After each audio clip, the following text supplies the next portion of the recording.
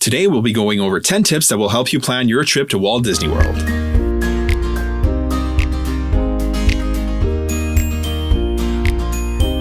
Hello and welcome to the Let's Go to Disney podcast. I'm your host, Oliver. Today is Sunday, February 4th, and you're listening to episode 21, 10 tips to help you plan your Walt Disney World trip.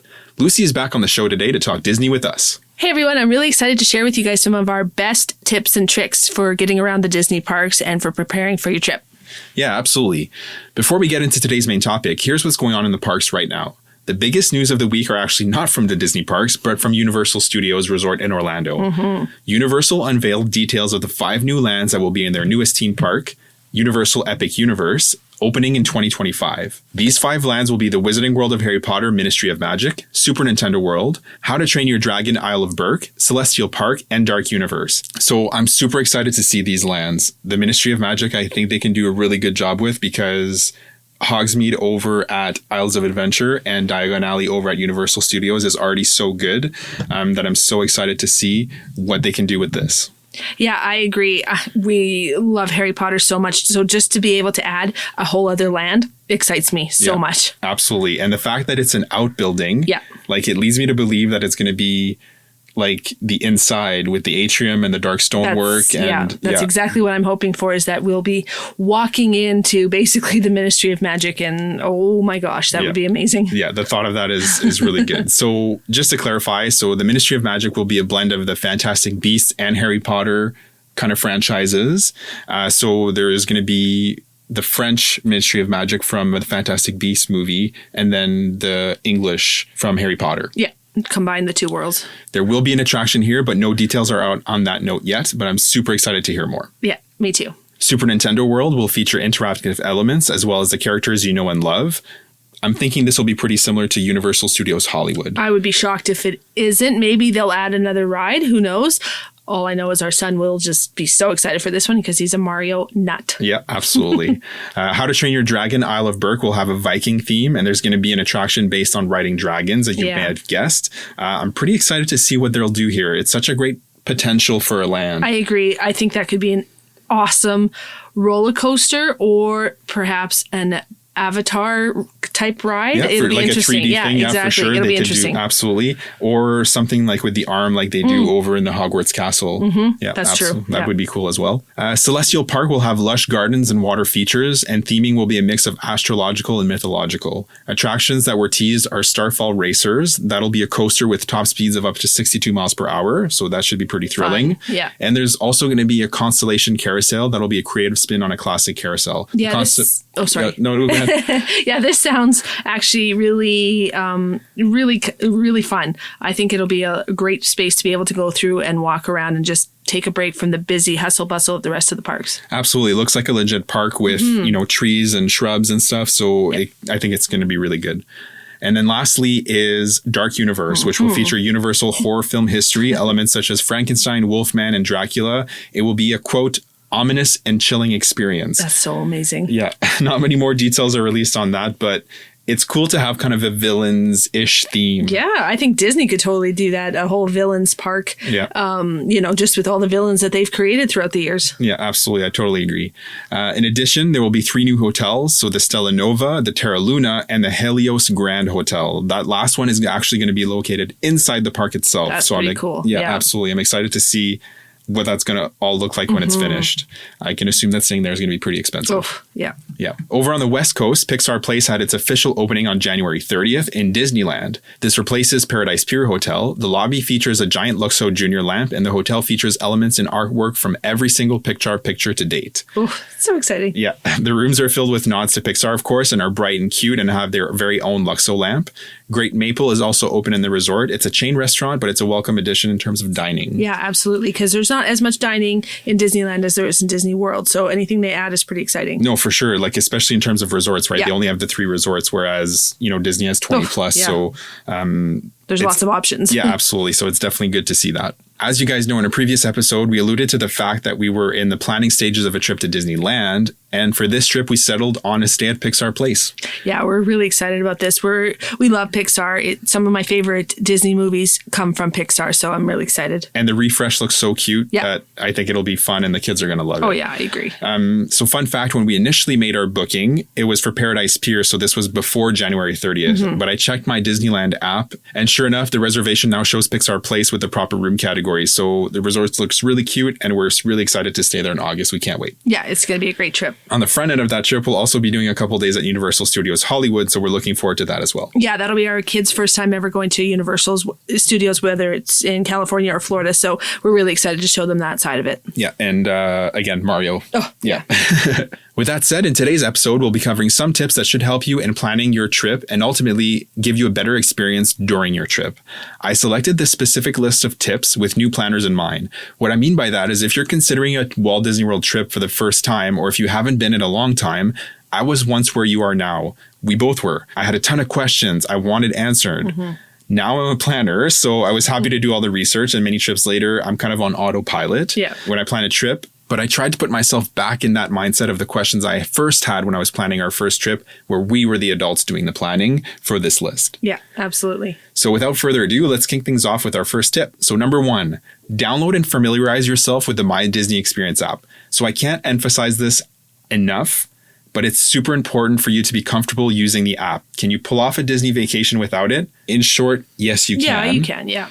But having said that, having the app and being proficient in using its features will make planning your trip and navigating the parks and resorts during your trip much easier. Yeah, I agree. It's very easy to set up. You just create a Disney account and download the app onto your phone. Just note, though, that if you are a Disney Plus subscriber, sign up with the same email address as you could be eligible for savings, depending on what promotions are going on during your trip. Yeah, absolutely. Disney had room discounts in previous years, and this year they had a free dining offer for Disney Plus subscribers if you bought a Disney travel package. Yeah, they have really good deals, actually. Yeah, absolutely. So definitely sign up using that same email. If you choose to stay on property, you can link your room reservation to the app and check in directly from the app and skip the front desk altogether when you arrive. The app will also give you a trip countdown, which is a nice touch. That's fun. We always check that. Yeah, we do. You can look up park hours and event times like fireworks and shows. You can check wait times. This is I've been known to do that. I'll just be at work, just taking a 5-minute break, and I'll just be like, I wonder how long the wait is at Space Mountain today. Yeah, 100%. If you're Disney nuts like us, let us know if you do the same thing, because I'm constantly checking wait times, wishing I was there. Yeah, 100%. But having said that, when you're actually in the parks, it's helpful to see that because you can check that and not have to go actually walk up to the attraction and see what the wait time is, right? Yeah, some Disney parks will have, like Hollywood Studios will have a television screen almost, and it does tell you the most popular attractions and their wait times, but just most of us have a phone nowadays. It's just so much easier to look on your phone on the app. Yeah, absolutely. And on that note, if you check the wait times in the days or weeks leading up to your trip, it could give you an idea of what to expect kind of on a day-to-day basis while you're going to be there. Yeah, absolutely. And on that same note, you can use this as a map. Like you'll be able to map each park, and you can use it to navigate your way around the parks to find washrooms, restaurants, meet and greets, and so much more. And then you can link your tickets and passes to the app as well. That way you won't need a physical ticket, and you don't need to purchase a Magic Band if you really don't want to. Yeah, absolutely. You can use your phone as a room key, as a ticket, scan in for lightning lanes, just to name a few things. You can make dining reservations directly from the app. That's handy. Yeah, 100%. 60 days before your trip or 60 days before your check-in day. For the length of your stay for up to 10 days, if you're staying on property, you can make your dining reservation directly from the My Disney Experience app. And it's going to show up on your app as well, like your future plans. Exactly. Under your future plans, you'll see all your reservations upcoming. So that's dining, that's experiences, that's your resort stay. Everything is going to be there. Yeah, 100%. Also, when you're on property, you can also place mobile orders at quick service and snack locations where it's available. And you can also join walk-up wait lists for restaurants and lounges, all within the app. So for example, like, Flame Tree Barbecue, they offer mobile order. You can do mobile order and go pick up your food and not actually have to stand in the physical line. We've saved so convenient. 100%, so much time. And then same thing, like for example, Nomad Lounge at Animal Kingdom. I don't know why I'm thinking Animal Kingdom, but anyways, that's okay. Nomad Lounge have a walk-up wait list. Sometimes it's full, but you can join it right from the My Disney Experience app. As long as you're close enough to the restaurant, you'll be able to join it from there. And we know this is not for everybody, but a lot of the times when we are just entering in our mobile order and we're looking at the people standing in the long lines, we're thinking, why are you doing that? But we know it's not for everybody. Yeah, 100%.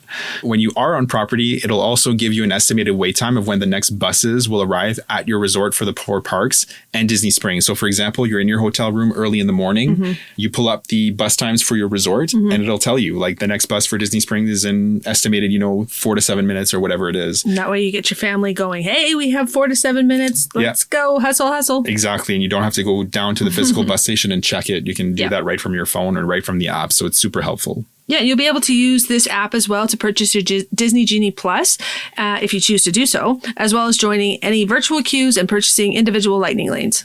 Yeah, you'll use it to book and modify your lightning lanes throughout the day. Again, it helps navigate by checking wait times, temporary ride closures, access your ride photos, which are included in your Genie Plus purchase, or your PhotoPass photos if you purchase that service.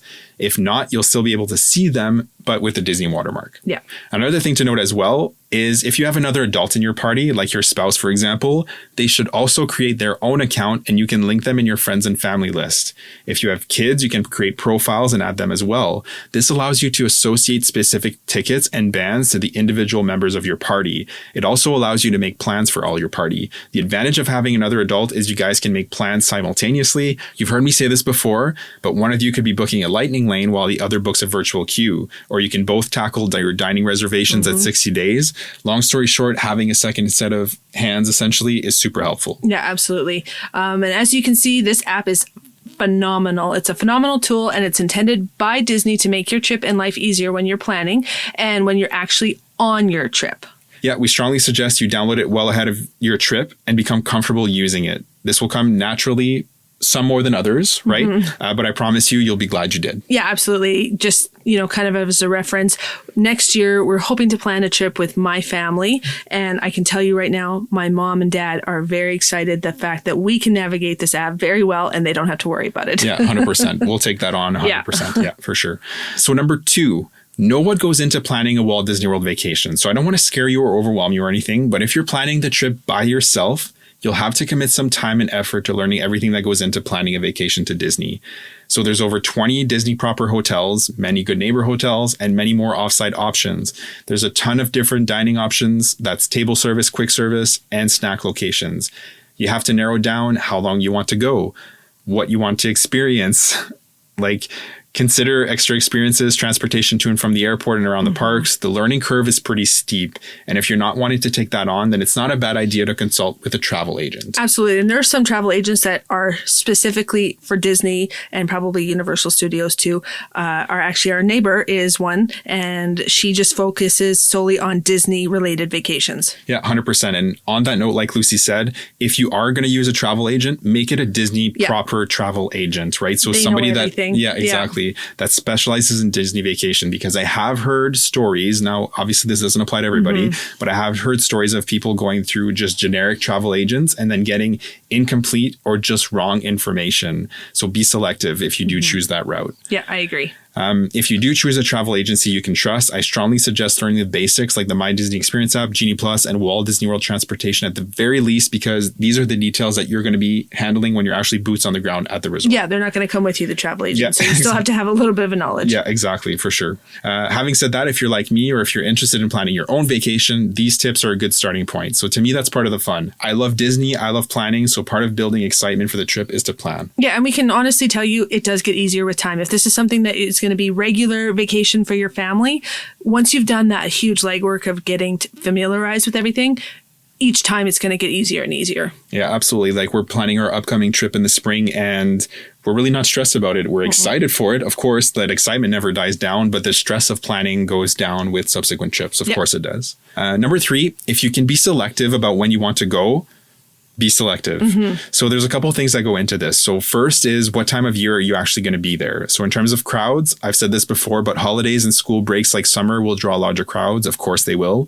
Special events like the Run Disney events will also draw higher crowds. It's important to keep this in mind when selecting when to go. If you're limited in when you can go and can only go during a busy time like spring break, for example, you can certainly still have a magical vacation.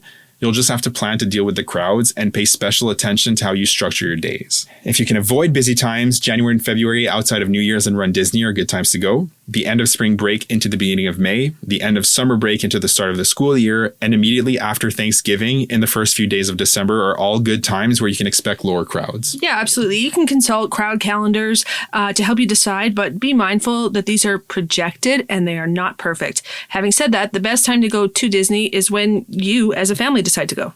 Yeah, at the end of the day, regardless of what month, week, or days you're in Disney, you'll have a good time. Yes. Okay, so as long as you manage your expectations, that's the big thing.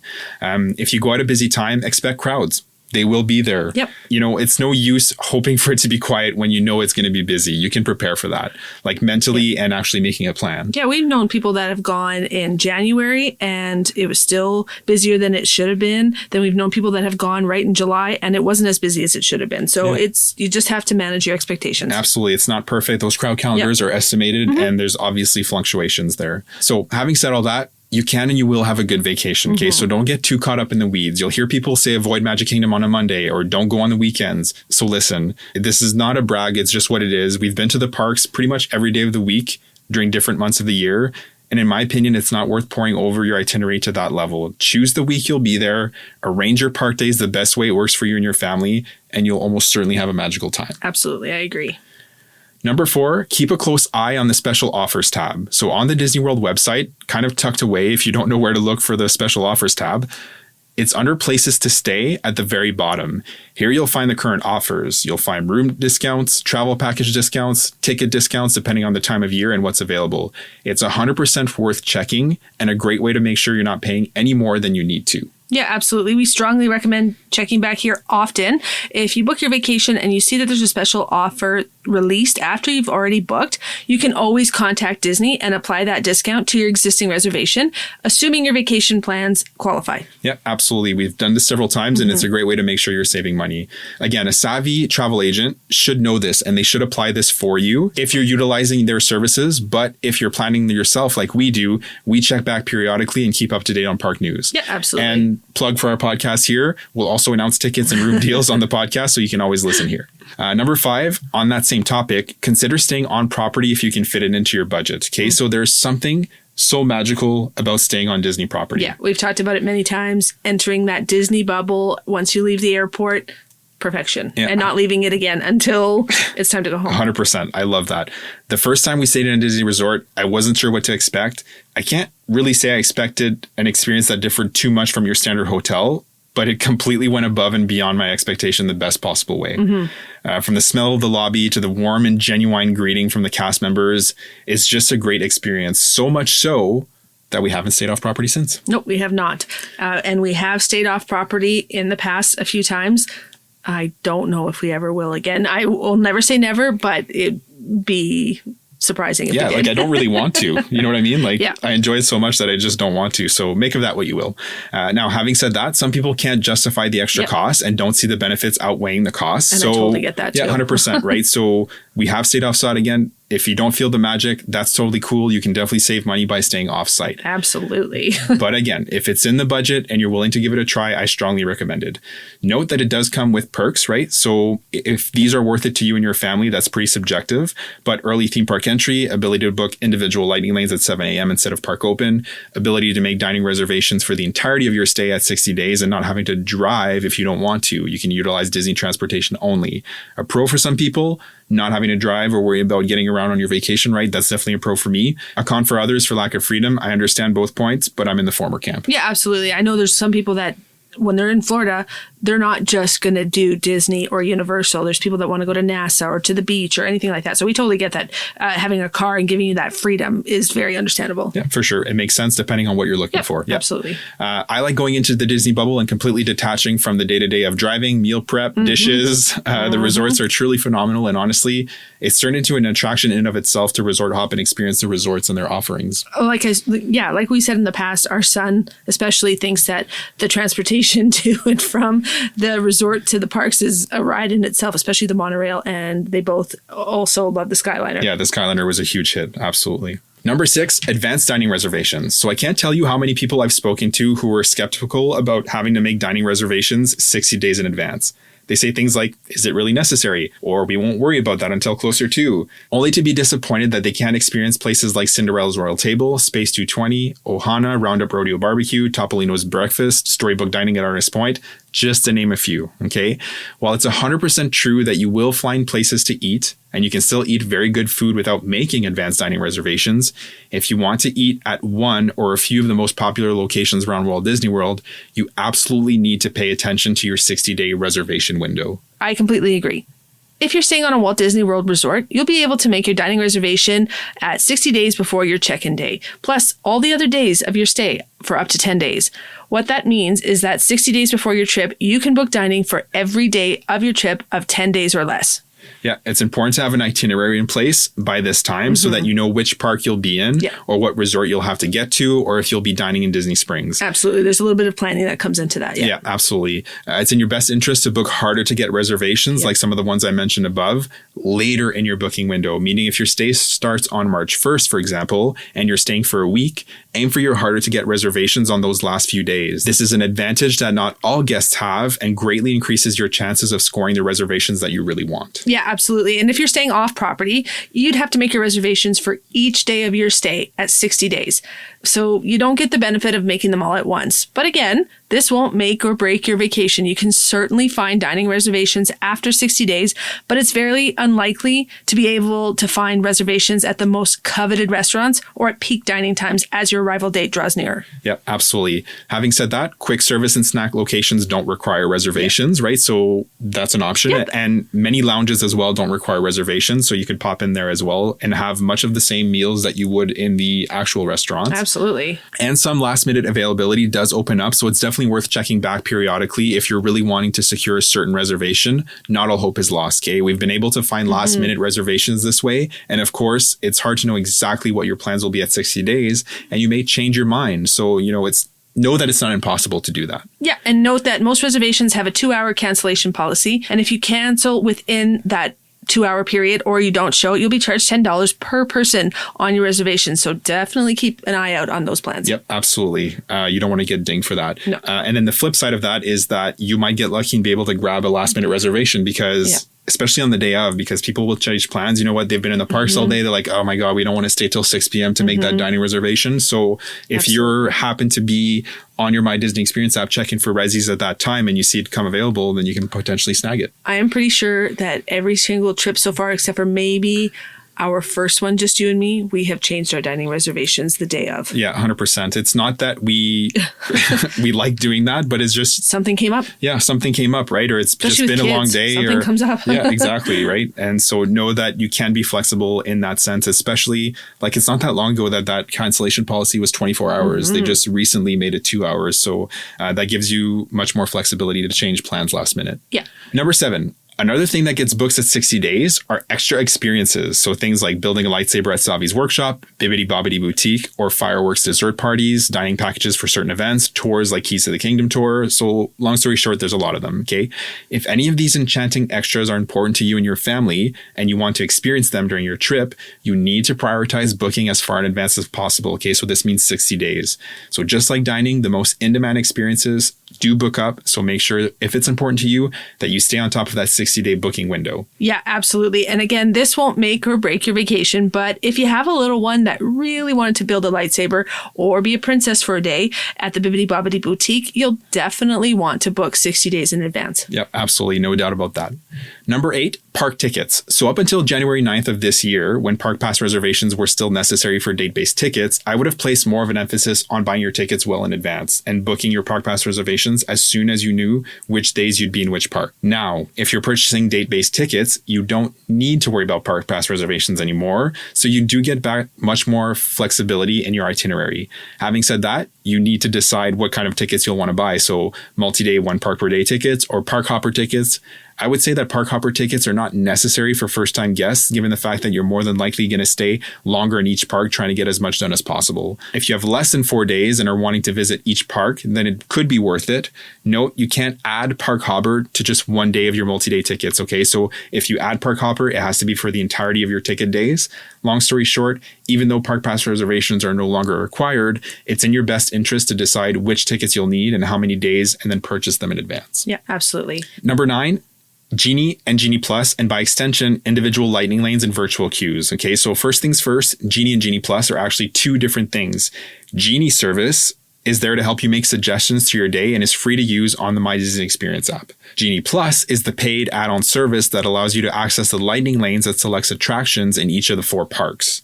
Yeah, absolutely. Genie Plus can be purchased beginning at midnight on your park day and ranges typically in price between $15 and $35 per day on the busiest days. It very rarely sells out, but it has happened on extremely busy days. Having said that, it's not necessary to buy at midnight. You can buy it when you wake up. I don't think we've ever bought at midnight. No, I don't think we have, honestly. You should buy it before 7 a.m., yes, right? Agreed. As that is when you can make your first lightning lane selection. And after that, you can make another lightning lane selection 2 hours after park opens and every 120 minutes thereafter, or as soon as you scan into your next attraction, whichever occurs first. Okay, so you can only make one selection at a time, but you can stack lightning lanes. Okay, Let's not overcomplicate it. This means that if you make a selection at 9 a.m. for an attraction at 1 p.m., at 11 a.m., right, at 120 minutes after you made your first one, you'll be able to select another attraction, meaning you'd be holding 2 lightning lanes at once. You can hold multiple Genie Plus lightning lanes in this fashion. Individual lightning lanes are another separate purchase, and these include the most popular rides of the 4 parks. So Tron and Seven Dwarfs Mine Train at Magic Kingdom, Guardians of the Galaxy Cosmic Rewind at Epcot, Rise of the Resistance at Hollywood Studios, and Flight of Passage at Animal Kingdom. These are not included in Genie Plus, okay? So if you want to access their lightning lanes, you have to purchase an individual lightning lane per person per ride-through, and you can only purchase 2 of these per day and not for the same attraction, okay? If you're a resort guest, you can also book these at 7 a.m. And if you are not staying on property, you can book them when the park officially opens. That's right. And on top of Genie Plus and individual lightning lanes, you also have virtual queues. As of this recording, virtual queues are still in use for Guardians of the Galaxy Cosmic Rewind at Epcot and Tron at Magic Kingdom. Yep, absolutely. For these rides, there are only 2 ways to ride them. So enter the virtual queue from the My Disney Experience app at 7 a.m. or 1 p.m. or purchase an individual lightning lane. The virtual queue at 7 a.m. fills up fast. There is a second one that opens at 1 p.m., but you have to be physically in the park to join that one. To be clear, I get asked this a lot. Okay, so there's currently no standby queue for Tron or Guardians of the Galaxy. You can't just walk in, line, and eventually ride. You will be disappointed if you go in expecting that. Okay, so there is no standby queue for these rides. Don't go in expecting this because, again, you won't be able to. Long story short, if you don't get in the virtual queue or purchase an individual lightning lane, you are not riding these 2 rides. Another question I get asked quite a bit is if you can join the virtual queue and purchase an individual lightning lane. The answer to that is an emphatic yes. 100%. And you should do that. Yeah. 100%. It is worth it. The Guardians of the Galaxy is our favorite family ride, and we will always ride that twice. Yeah, 100%. Always. Join the virtual queue when we buy individual lightning lanes every time. Again, like Lucy said, it's our favorite, so you should definitely take advantage of that if it's in the budget. Number 10, get familiar with Walt Disney World transportation. Okay, so if you've visited Universal or Disneyland before, you can get a false sense of security and think, well, Walt Disney World must be pretty similar. Okay, so the answer is no. Okay, so Walt Disney World Resort is huge, the size of the city of San Francisco. Okay, so you can't walk from one park to another. Okay, so technically that's not true. Yeah. Okay, so you can walk from Hollywood Studios to Epcot, but that's it. And even that, it's not close. No, like it's probably like 30 minutes, right? Probably, yeah. From like the International Gateway entrance to probably around that. So something to keep in mind there. It's not like walking from Universal Studios Florida to Islands of Adventure or from Disneyland to California Adventure. Okay. It has an extensive complimentary transportation system that includes buses, boats, a monorail, and a Skyliner, which is a gondola, basically like a travel system.